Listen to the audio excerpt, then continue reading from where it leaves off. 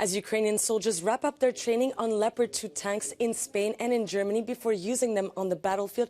Well, there's been a lot of misinformation going around about the delivery of these vehicles to Kiev. As a reminder, many European countries have started to send these German-made tanks after Berlin reluctantly approved their transfer back in February last month. But certain social media users like this one have been sharing misleading claims that the newly arrived Leopard 2 tanks were captured by the Russian army after being stuck in Ukrainian mud. And many on Twitter like this one have criticized the West, saying that these tanks aren't suitable for Ukrainian terrain. And here's the video that's been shared thousands of times online.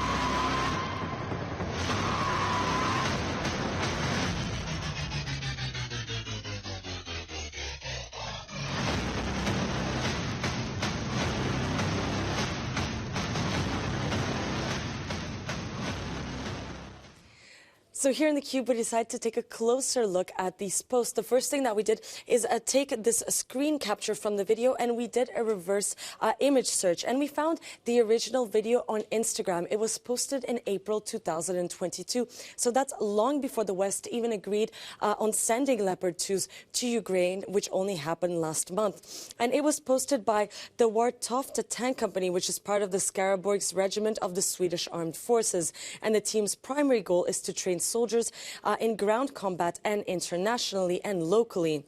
The post translated caption reads, "Sometimes things don't go as planned. Being heavy is not always an advantage. Last week, the company was down in Skåne, which is a region in Sweden, and practiced, and we gained valuable experience in assessing terrain." And AFP was even able to geolocate the site where the video was shot and found it was filmed in Slivakra, a village in southern Sweden, located about 35 kilometers away from the city of Malmö. But are the tanks in this video even Leopard 2s? Well, if you look closer at the hashtag in the caption, it says they are STRV. So that means Stridsvagn 122. And they're quite similar to the Leopard 2 tanks because they're based on the German model, but adapted to Sweden's needs. So the video that you saw here on the Twitter post are completely outdated and unrelated to Ukraine.